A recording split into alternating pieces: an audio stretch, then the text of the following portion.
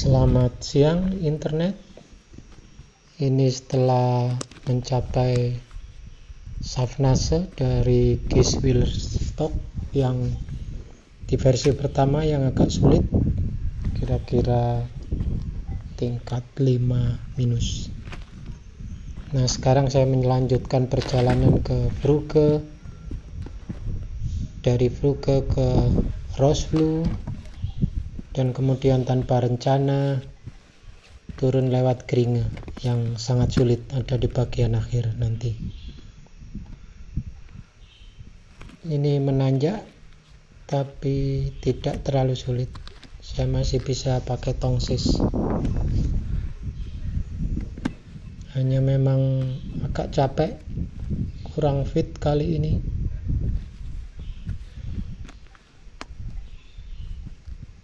Apa boleh buat, tidak setiap hari pendakian kondisi tetap sama, kadang fit, kadang tidak, jadi tergantung situasi harian. Saya bertemu dengan 2 orang pendaki yang sudah 80 tahun, masih kuat, tapi dia tidak meneruskan ke jalur ini. Sudah cukup di sana tadi, tapi saya salut karena mereka kuat. Kemudian saya ketemu 2 pasangan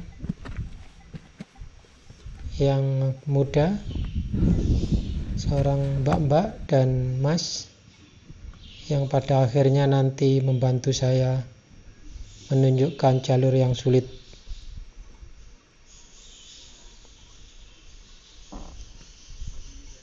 Bagi kami sesama pendaki biasanya saling bantu meskipun tidak kenal. Nah, dia agak dahulu di bawah sana karena memang sudah tahu jalur, saya mengikuti aja.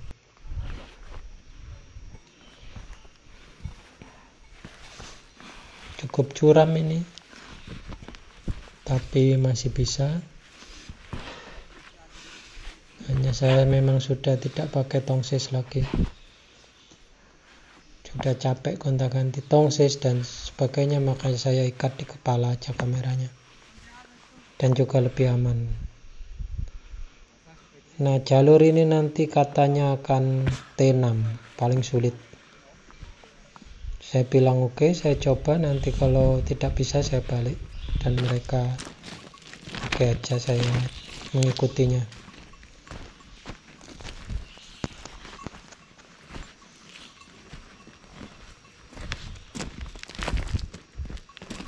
Seperti ini belum T6, masih gampang, hanya memang penuh pasir dan batu. Dia sesekali menoleh ke belakang di mana saya, karena mereka menjadi petunjuk. Meskipun mereka juga tidak terlalu khawatir kondisi saya, karena saya sudah melewati Giswilstock dan juga mereka.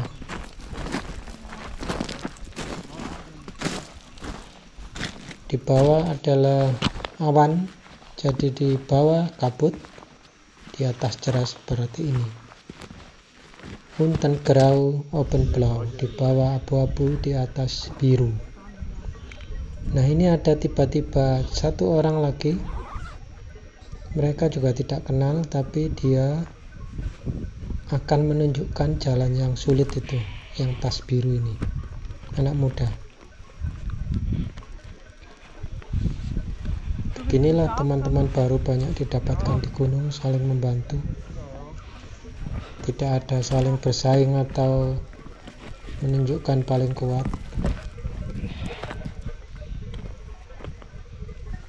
Sangat curam ini.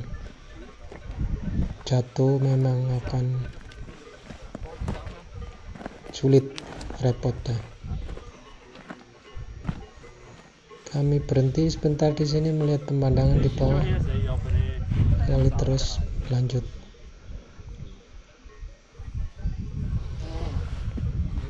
Saya yakin mereka lebih terlatih dari saya dan juga lebih cepat.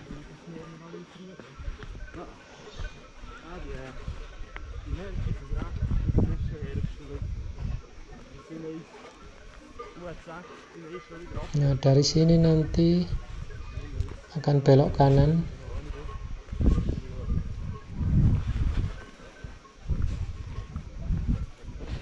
Dan yang tas biru akan menjadi petunjuk jalan. Dan dia cukup cepat, kami selalu tertinggal, termasuk saya tentu saja. Nah, ini ada jalan setapak, tapi sangat miring, 90 derajat. Hanya memang ada jalan setapak di sini, agak aneh juga. Karena ini bukan jalur resmi, jadi hanya orang-orang lokal yang tahu. Di peta sama sekali tidak ada. Dan mereka katanya pernah di sini, jadi dia cerita ini T6 nanti.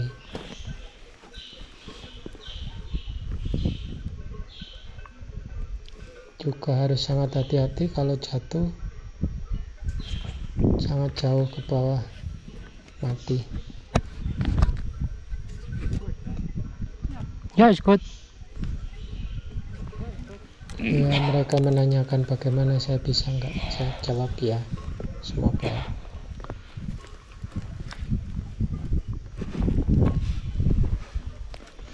Nah, kalau sudah berjalan di yang sangat sulit begini, biasanya adrenalin naik dan kekuatan kita bisa bertambah 20 kali lipat. Jadi rasa capek, rasa ngantuk dan sebagainya hilang. Sekarang menjelma menjadi pendaki yang sangat kuat. Tidak terasa letau atau gimana. Nah, yang anak muda yang tas biru selalu menunggu karena dia selalu lebih cepat. Kami bertiga hati-hati, terutama saya memang. Nah, saya kira ini yang paling sulit, ternyata belum. Nanti ada dinding kira-kira 20 meter yang juga harus turun tanpa tali, tanpa pengaman, hanya berbekal pengalaman.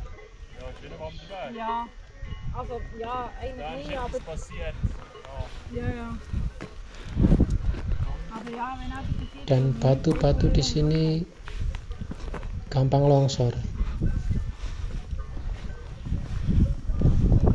Kalau ini masih oke karena kami berjalan dalam satu ketinggian, tidak ada yang di atas, tidak ada yang di bawah. Kalaupun ada batu yang kita injak dan jatuh, menggelinding ke bawah, tidak ke teman.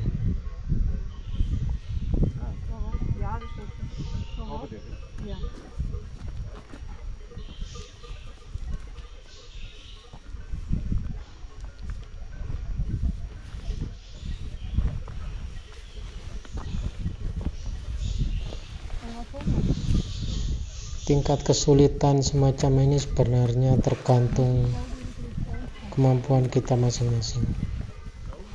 Mungkin ada yang menulis, wah ini sangat sulit, dengan hiperlatif lainnya. Tapi bagi saya oke aja.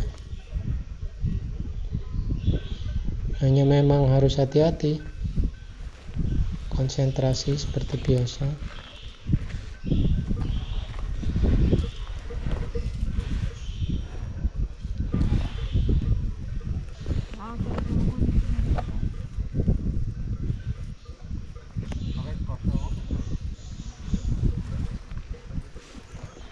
Tangan, kaki dipakai semua agar pijakan dan tahanan stabil.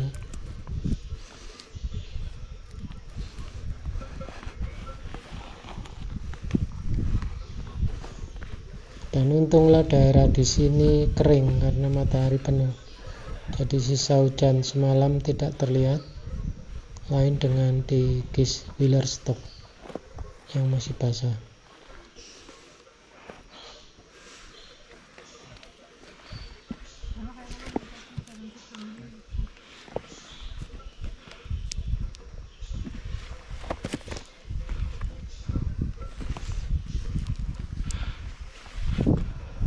Tapi saya sebenarnya sudah mulai berat dan capek, tapi karena tekanan adrenalin, ketegangan dan sebagainya menjadi siaga, kuat,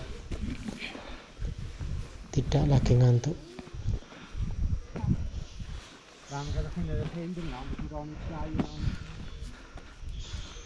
Nah, inilah dinding yang turun itu. Nah, saya harus menunggu dia turun agak jauh baru saya mulai. Ini yang mulai T6 saya kira.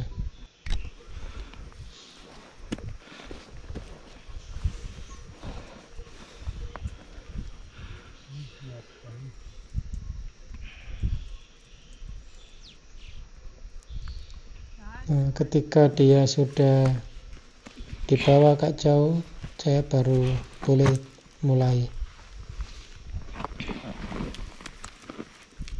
Ini saya mulai sekarang yang jalur yang sangat bahaya.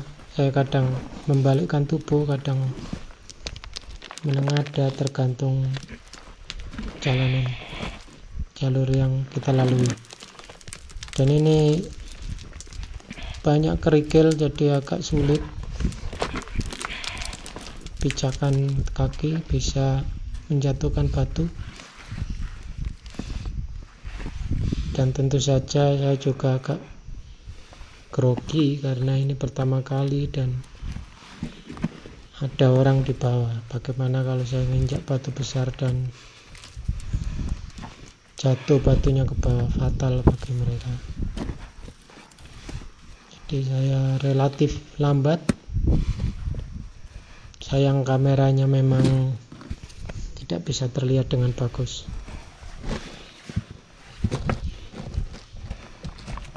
Nah, ini saya agak kesulitan dengan pijakan.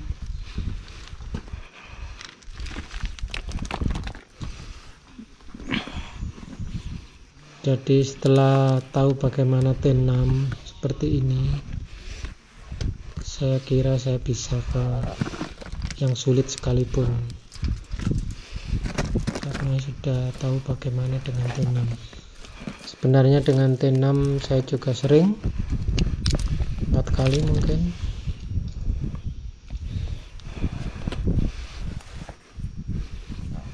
Jadi orang yang sudah terbiasa dengan jalur begini akan percaya diri.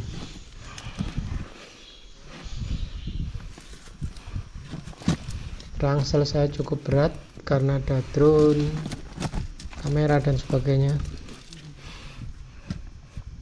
dan agak besar. Sebenarnya tidak ideal untuk jalur seperti ini, kecantol nanti atau gimana.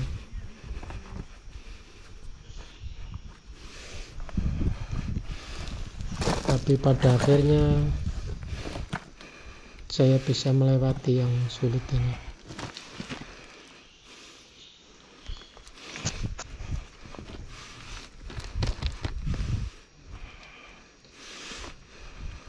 Dan pengalaman-pengalaman seperti ini akan menjadikan modal untuk pendakian yang sulit berikutnya.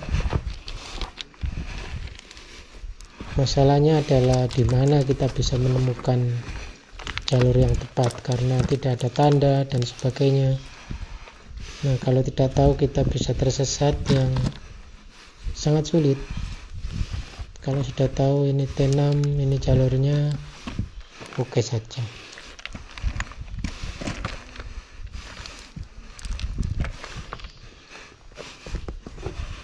Tidak banyak orang yang melakukan seperti ini, meskipun ada ya.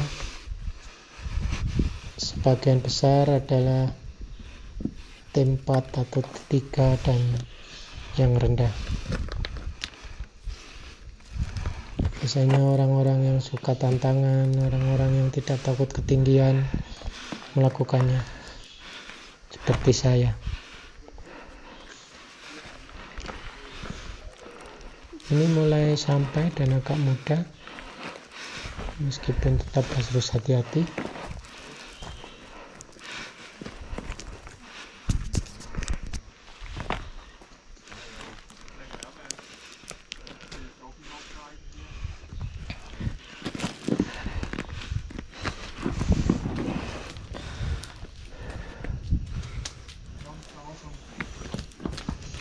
Mohon maaf jika kameranya tidak bagus dan videonya sangat panjang. Saya ingin mendokumentasikan agar mereka yang lewat jalur ini tahu bagaimana situasinya. Ini akan sangat membantu pendaki berikutnya, jadi tahu apa yang akan dihadapi.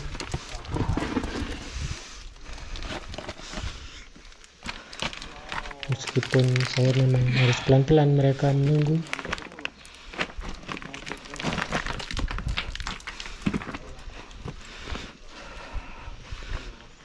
Tapi pada akhirnya saya selamat melalui jalur ini, dan tentu saja lega luar biasa.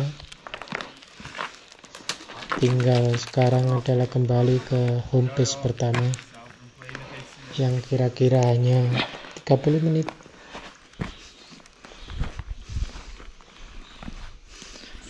Tapi memang sudah mulai capek. Dari 4 jam yang kami perkirakan, ternyata memakan sampai 6 jam dengan penambahan jalur ini.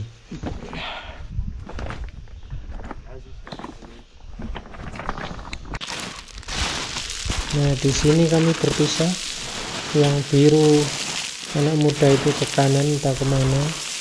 Nah, 2 orang perempuan dan laki-laki yang tadi jalurnya sama seperti saya, tapi saya persilakan mereka lebih dulu karena saya ingin pelan-pelan dan juga sudah capek. Dan ini juga masih miring dengan banyak kerikil yang terpeleset tapi tidak fatal.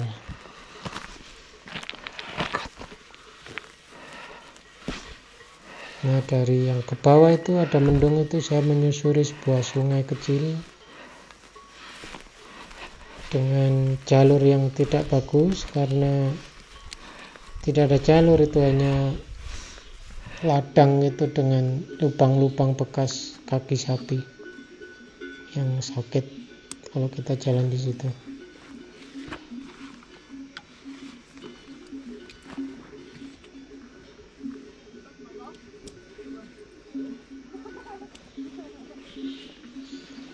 Terima kasih telah menyaksikan video panjang ini. Meskipun tidak menarik, tapi inilah dokumentasi perjalanan saya di tempat-tempat yang sulit di Swiss. Sampai jumpa.